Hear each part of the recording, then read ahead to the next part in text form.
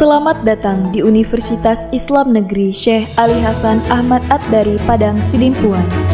Inilah kampusnya para penuntut ilmu yang berlandaskan keislaman, keindonesiaan, dan kearifan lokal.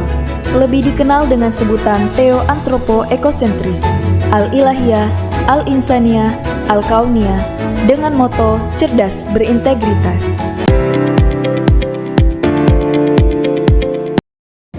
Ya, udah. Assalamualaikum warahmatullahi wabarakatuh. Yang terhormat Bapak Ibu dosen penguji Uni Kinerja.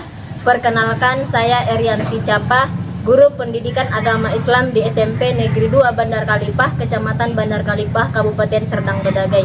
Sekaligus sebagai mahasiswa PPG dalam jabatan batch 3 tahun 2025 di LPTK UIN Syekh Ali Hasan Ahmad At-Dari Padang Sidempuan.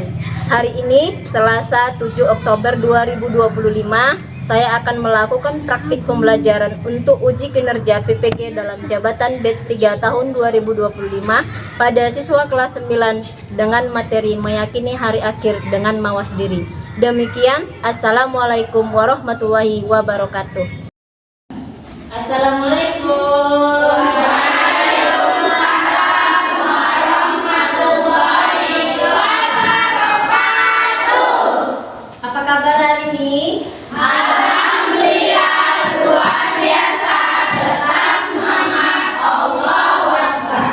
Baik, sebelum kita belajar, alangkah lebih baik mari sama-sama kita berdoa. Doanya boleh dipimpin sama ketua kelas.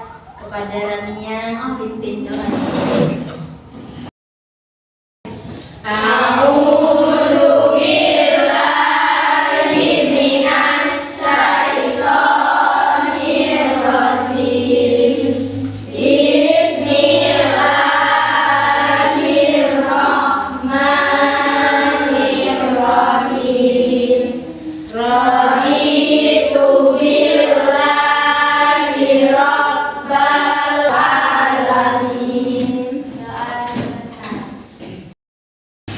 Baik anak-anak, sebelum kita melanjutkan pelajaran kita menyanyikan lagu Indonesia Raya dulu ya. Kepada Fadila Pasya boleh memimpin ke depan. Untuk anak-anak ibu silahkan semuanya berdiri.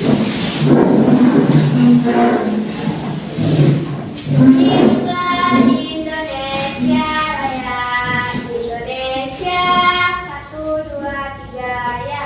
Indonesia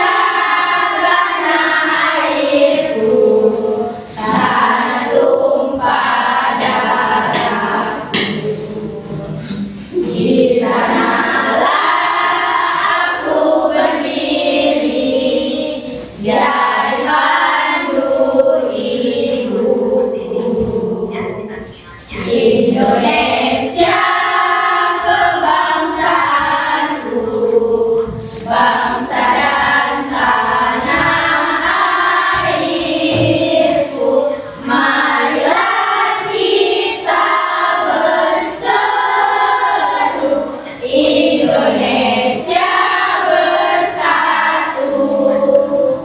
Ya baik, sebelum kita mulai belajar Ibu absen dulu kalian ya. Afrina Huraya hadir Bu. Alda hadir Bu. Baik, hadir semua ya. Alhamdulillahirobbilalamin. Nah, hari ini kita belajar tentang meyakini hari akhir dengan mawas diri ya. Nah, iman kepada hari akhir termasuk salah satu rukun iman. Rukun iman ada berapa nak? 6. Rukun iman ada 6. Nah, iman kepada hari akhir ini adalah rukun iman yang keberapa? 6. Ya, yang ke-6. Nah, anak-anak ibu boleh sebutkan rukun iman ke-6-nya. Silakan. Rukun iman ada 6. 1. Iman kepada Allah. 2. Beriman kepada malaikat.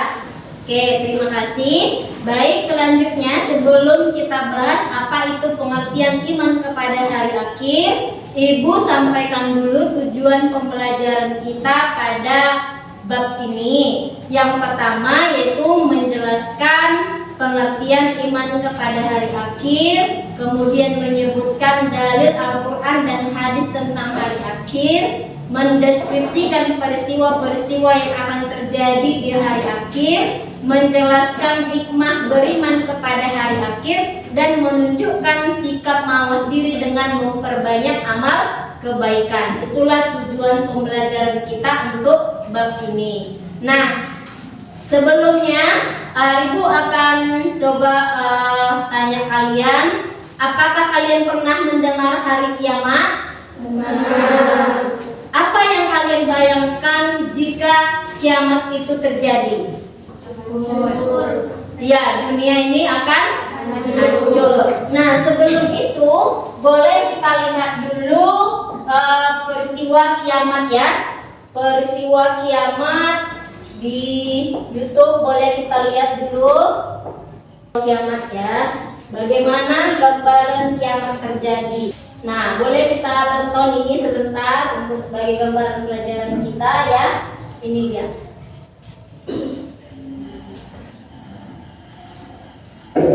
Matahari tenggelam di ufuk barat, menghilang di balik cakrawala yang mulai tampak kering dan tandus. Hari itu berbeda.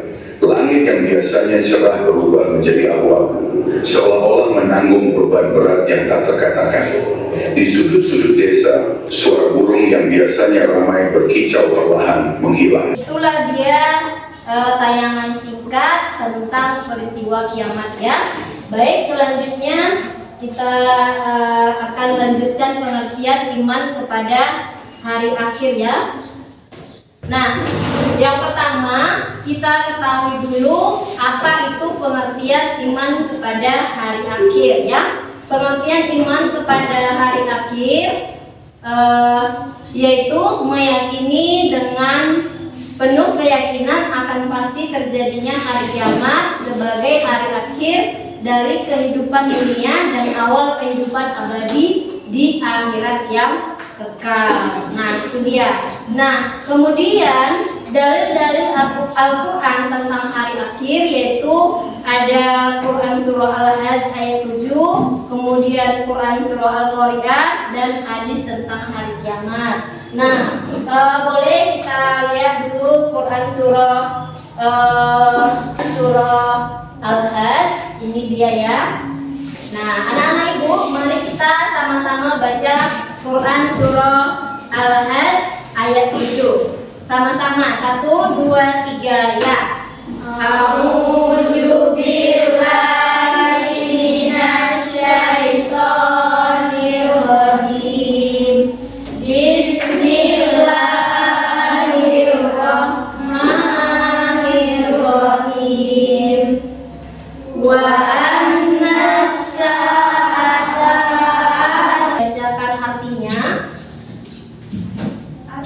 sesungguhnya kiamat itu pasti datang, tidak ada keraguan padanya, dan sesungguhnya Allah akan membangkitkan siapapun yang ada di dalam kubur. Iya, jadi kiamat itu pasti akan datang. Iya, kiamat itu akan pasti datang dan tidak akan keraguan padanya, dan sesungguhnya Allah akan membangkitkan siapapun yang ada di dalam kubur. Nah, lalu apa tanda-tandanya datang kiamat? Ada yang tahu, Nak? Apa tanda-tandanya sebelum datangnya kiamat? Nah, tanda-tanda sebelum datangnya kiamat itu yang pertama adalah keluarnya Dajjal. Keluarnya Dajjal yang mengajak manusia pada kemaksiatan ataupun kepada jalan sesat. Kemudian yang kedua, tanda-tanda kiamat itu akan datang adalah keluarnya Imam Mahdi yang akan menegakkan keadilan. Yang ketiga, turunnya Nabi Isa bin Maryam. Yang keempat, keluarnya Ya'juj dan Ma'juj. Kemudian yang kelima, munculnya awan hitam ataupun dukan. Dan yang selanjutnya, terbitnya matahari dari sebelah barat. Dan yang terakhir, keluarnya binatang melata pada pagi hari. Itulah tanda-tanda datangnya kiamat. kiamat. Nah, tanda kiamat itu bisa juga kita lihat dalam kehidupan kita sehari-hari. Tapi itu termasuk pembagian dari kiamat. Kiamat itu ada dua. Yang pertama ada kiamat kubra dan ada kiamat sugra. Nah, siapa yang tahu apa itu kiamat sugra? Siapa yang tahu, nak? Kiamat sugra itu apa? Sakika? Iya, tepuk tangan dulu untuk kiamat sugra itu adalah kiamat kecil. Lalu kiamat kubra itu kiamat apa? Iya, kiamat besar. Nah, kalau kiamat besar itu adalah hari dibangkitkannya manusia dari alam kubur. Kalau kiamat kecil itu adalah peristiwa ataupun kejadian-kejadian kecil yang terjadi di kehidupannya nyata. Yang pertama yaitu peristiwa kematian, kemudian bencana-bencana alam seperti apa? Banjir, kemudian apa? Letusan gunung berapi, longsor, lalu apa lagi, nak? Ya, tsunami, kemudian gempa bumi, kekeringan, gelombang panas, badai tropis, tornado, wabah penyakit, kebakaran, badai salju. Itu semua adalah contoh-contoh kiamat. Iya, kiamat kecil. Nah, kalau contohnya kiamat kubra itu adalah malaikat Israfil meniup sangkakala untuk kali pertama. Semua makhluk akan mati. Jadi tanda kiamat kecil dan kiamat besar itu sangat berbeda, tapi itu sambung menyambung ya. Nah, selanjutnya peristiwa-peristiwa besar yang akan kita hadapi nanti untuk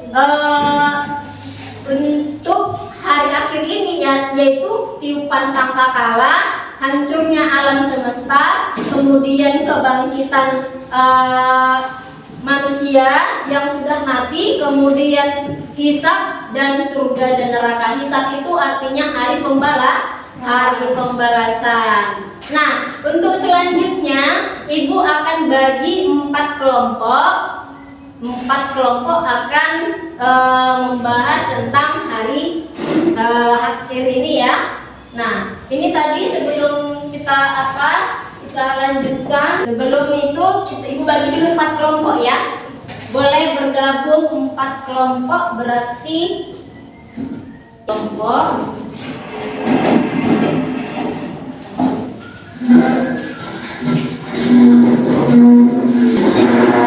ini kelompok 1, kemudian yang kelompok 2, ini kelompok 3, dan ini kelompok 4. Kalian ya, kelompok 4. Oke. Tapi sebelum kita bahas pembahasan kelompoknya, kita lihat dulu ini. Nah, boleh kita sambil berdiri dulu, nak. Berdiri. Kita berdiri dulu. Kita ikutin dulu ya. Kita ikutin. Oke, kita ulang dulu ya. Oke, siap. Siap, nak. Oke, sama-sama kita ice breaking dulu. 1, 2, 3 ya. Alhamdulillah.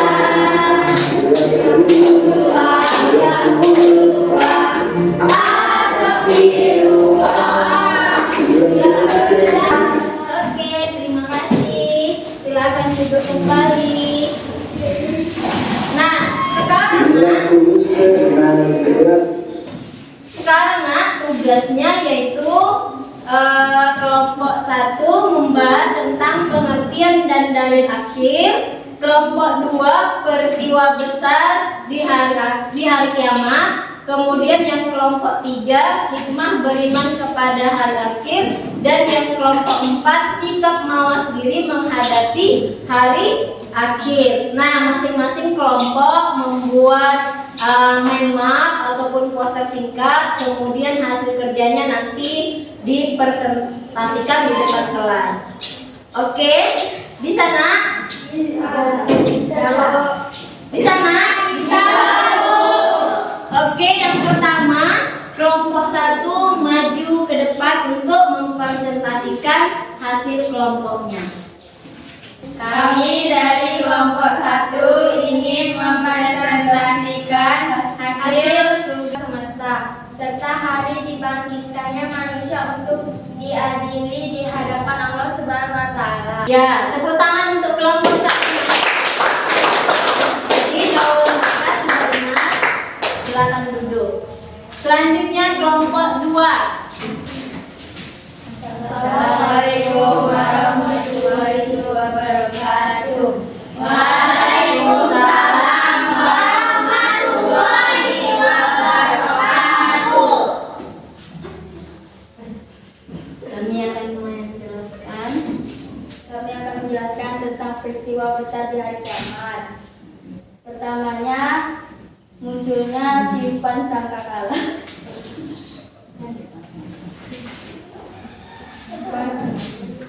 Dua, kebangkitan manusia dari kubur. 3, pengumpulan di padang mahsyar. 4, penghisapan dan penimbangan amal. 5, adanya jembatan Siratal Mustaqim.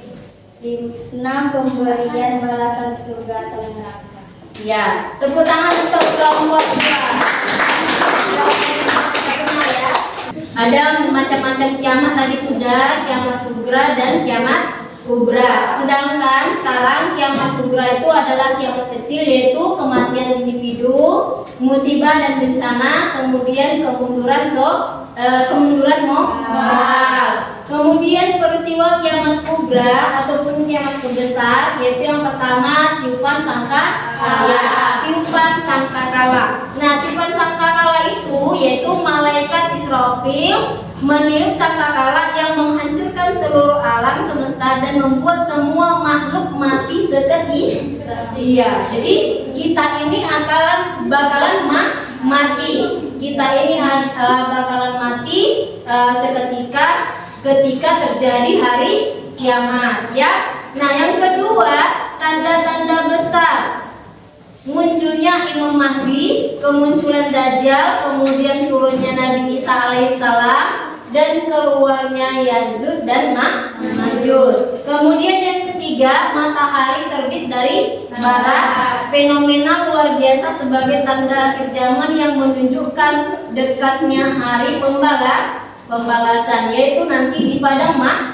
Di padang mahsyar nanti Allah akan menimbang semua perbuatan kita yang baik dan yang buruk, sehingga kita setiap hari harus mawas diri dalam berbuat. Kenapa? Karena Allah Maha Tahu, ya kan?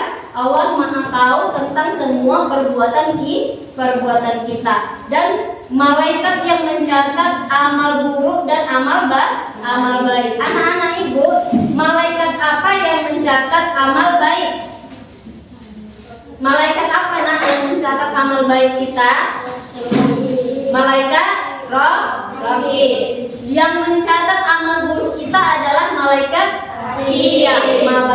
Atid. Jadi kita harus mawas diri, berhati-hati, introspeksi diri dalam berbuat. Kemudian yang keempat, kebangkitan semua makhluk. Semua makhluk dibangkitkan kembali untuk dihisab dan menerima balasan amal perbuatan mereka. Jadi kita, sekecil apapun kesalahan kita, sekecil apapun dosa kita, perbuatan kita, maka tetap akan mendapat balasan yang setimpal dari Allah Subhanahu wa Ta'ala. Iya, Subhanahu wa Ta'ala. Nah, selanjutnya, kalau klasifikasi kehidupan setelah kiamat, yang pertama yaitu adalah alam barzah. Apa itu alam barzah? Yaitu tempat menunggu dan peristirahatan ruh antara kematian dan kebangkitan di hari kiamat, di mana ruh merasakan kenikmatan ataupun siksaan. Jadi nanti di sana untuk menuju padang mahsyar itu kita akan melihat nanti orang-orang menuju ke tempat tersebut di lapangan yang sangat luas, tiada pepohonan, di tempat yang panas. Nah, yang menuju ke sana ada nanti yang berjalan kaki, ada yang berkendaraan, ada yang diseret. Kenapa seperti itu? Itu semua tergantung dari perbuatan ataupun amal ibadahnya selama di dunia ya. Yang kedua yaitu hari pembalasan. Hari pembalasan itu yaitu semua manusia dibangkitkan dan dihisab amalnya oleh Allah Subhanahu wa taala dengan penuh keadilan dan kebijaksanaan. Jadi tidak ada bohong-bohongan. Semua Allah Maha tahu, semua akan dibalas oleh Allah sesuai dengan perbuatan kita. Balasannya apa? Yaitu surga dan neraka.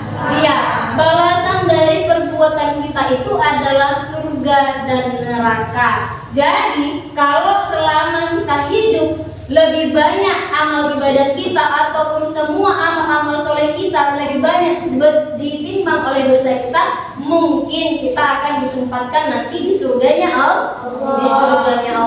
Tetapi ketika kita hidup di dunia lebih banyak kita melakukan dosa, melakukan perbuatan-perbuatan yang dilarang oleh Allah, maka kita akan ditempatkan di neraka.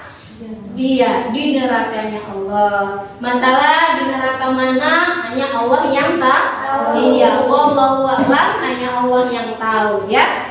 Nah, jadi hikmah dan fungsi iman kepada hari akhir ini adalah menumbuhkan kesadaran. Artinya kita harus sadar bahwa hari akhir itu pasti datang. Hari kiamat itu memang pasti terjadi walaupun kita tidak tahu kapan waktunya terjadi. Jadi untuk mempersiapkan diri menuju hari akhir itu adalah kita sadar akan perbuatan kita. Jadi menyadari bahwa segala perbuatan kita sekecil apapun akan dimintai pertanggungjawaban di hadapan Allah Subhanahu wa taala. Iya, akan dimintai pertanggungjawaban oleh Allah Subhanahu wa taala di hari pembalasan nanti ya. Kemudian meningkatkan ketakwaan, meningkatkan iman dan takwa kepada Allah Subhanahu wa taala. Ya, meningkatkan iman kepada Allah Subhanahu wa taala dengan apa nak? Yaitu dengan ibadah. Ibadah apa? Ibadah mahdah dan ibadah ghairu mahdah. Iya, ibadah mahdah dan ibadah ghairu mahdah. Ibadah mahdah itu adalah ibadah langsung, yaitu apa? Salat. Kemudian apa nak? Iya, mengaji. Lagi apa nak? Zikir. Kemudian ada puasa, ya. Kemudian apa lagi nak? Ada lagi dan kewajiban-kewajiban yang lainnya seperti sunnah muakkad maupun yang wajib harus ya nak. Kemudian ibadah ghairu mahdah. Iya, ibadah ghairu mahdah. Ibadah ghairu mahdah itu contohnya yaitu apa? Bersedekah. Kemudian apa lagi nak? Iya, berbuat baik kepada orang tua, adik, sekitar ataupun sesama di lingkungan yang ada. Kemudian tidak berbohong, jujur, tidak berzina, tidak berjudi. Kemudian apa lagi nak? Tidak maksiat. Intinya kita harus menjauhi segala larangan Allah, melaksanakan perintahnya, memperkuat iman dan takwa kepada Allah, serta menjauhkan diri dari segala perbuatan dosa dan kemaksiatan. Kemudian yang terakhir ada perspektif kehidupan, yaitu mengajarkan bahwa kehidupan dunia bersifat sementara dan fana, sedangkan kehidupan di akhirat adalah kekal dan abadi. Nah, jadi jangan kita merasa bangga, jangan kita merasa hebat karena kita memiliki harta yang banyak. Kenapa? Karena itu semua adalah titipan, semua adalah sementara. Kapan saja Allah bisa mengambil. Iya, Iya, mengambilnya. Jadi kita harus tetap rendah hati. Kita harus sadar bahwa semua apa yang kita punya sekarang, apa yang ada di dalam hidup kita ini adalah titipan Allah Subhanahu wa Ta'ala. Iya, Subhanahu wa Ta'ala. Kemudian pentingnya mawas diri sebagai wujud iman kepada hari akhir. Yang pertama, menjaga perilaku dan niat. Senantiasa menjaga perilaku dan niat agar selalu sesuai dengan ajaran Islam dan mendapat ridho Allah Subhanahu wa Ta'ala. Kemudian yang kedua, perbaikan diri ataupun perbaiki diri berkelanjutan. Jadi setiap hari ke depan kita harus selalu berusaha untuk memperbaiki diri. Kemudian yang selanjutnya ada kesiapan spiritual. Maksudnya di situ adalah menyadari bahwa kiamat bisa datang kapan saja, sehingga selalu siap secara spiritual dengan amal soleh. Maksudnya di situ kapan saja kita siap dipanggil oleh Allah Subhanahu wa Ta'ala. Ya, baik umur yang tua, yang muda, anak-anak, semua harus siap. Kita harus menyiapkan diri dengan perbuatan amal soleh, ya.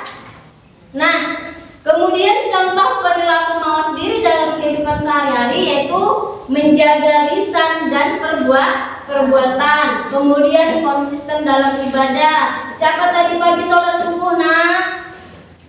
Ya, alhamdulillah semua sholat subuh. Ibu harap tetap bertahan, tetap konsisten dalam ibadahnya. Laksanakanlah sholat wajib 5 kali sehari semalam. Ya, nak ya.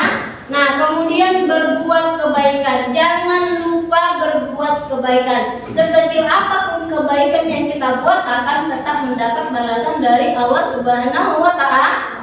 Iya, akan mendapat balasan. Nah, kesimpulan. Tapi baik sebelum itu dulu, sebelum kesimpulan, Ibu Ibu memberikan kisah teladan dulu tentang orang yang selalu mawas diri. Misalnya Umar bin Khattab radhiyallahu anhu yang selalu mengoreksi dirinya, yaitu sikapnya yang selalu bersedia menerima nasihat. Adakah di sini anak-anak ibu yang siap menerima nasihat? Ada, nak? Siap tak diberi nasihat? Iya. Ya, alhamdulillah. Jadi kalau kita salah, kalau kita dinasehatin oleh orang, baik orang tua, guru maupun orang-orang yang ada di sekitar kita, maka kita harus lapang dada untuk menerima nasihat tersebut. Nah, seperti kisah teladan tadi dari Umar bin Khattab yang selalu bersedia menerima nasihat. Kemudian apa yang mau kita persiapkan jika hari akhir besok datang atau besok datang hari akhir? Apalah yang kira-kira mau kita persiapkan? Apa, nak? Apa, nak, yang mau kita persiapkan? Apa? Coba Rania, apa, nak? Coba tunjuk tangan Rania. Apa yang mau kita persiapkan? Memperbanyak amal soleh. Iya, memperbanyak amal soleh. Amal soleh itu tadi berupa sholat, ibadah mahdah dan ibadah ghairu mahdah. Yang kedua, siapa, nak? Sholat tepat waktu. Iya, sholat tepat waktu. Sholat, jadi begitu aja Allahu Akbar katanya. Jadi kita harus segera bergerak untuk melaksanakan sholat. Jangan sampai menunda-nunda sholat. Yang ketiga, Membaca dan mengamalkan Al-Quran. iya, membaca dan mengamalkan Al-Quran. Iya, membaca dan mengamalkan Al-Quran. Untuk anak-anak ibu semua, rajin-rajinlah membaca Al-Quran. Yang keempat, apa, nak? Iya, bersedekah. Rajin-rajinlah bersedekah. Rajin-rajinlah memberi, walaupun itu sekecil mungkin, walaupun 1000, nak, walaupun dalam bentuk tenaga, karena bersedekah itu tidak hanya materi, boleh tenaga, boleh ilmu. Nah, itu juga termasuk sedekah. Oke nak, jadi untuk hari ini karena materi kita sudah habis, Ibu akan menyimpulkan pelajaran kita hari ini, yaitu iman kepada hari akhir membentuk pribadi yang bijak dan bertanggung jawab. Jadi untuk mempersiapkan hari akhir itu, mari kita sama-sama memperbaiki diri, mempersiapkan amal mempersiapkan amal soleh, sholat tepat waktu, mengaji dan membaca Al-Quran, kemudian bersedekah dan berbuat baik kepada orang tua, guru, dan orang-orang yang ada di lingkungan kita. Di lingkungan kita sendiri. Jadi karena kenapa? Iman kepada hari akhir itu adalah fondasi keimanan kita ya. Fondasi keimanan, kemudian kesiapan menghadapi pembalasan, kemudian investasi akhirat. Jadi tingkatkanlah iman dan amal soleh sebagai bekal menuju kehidupan di akhirat yang penuh kebahagiaan. Oke, mungkin itu aja yang bisa Ibu sampaikan hari ini. Nah, tugasnya di rumah, nak, boleh sambil dituliskannya. Tugasnya di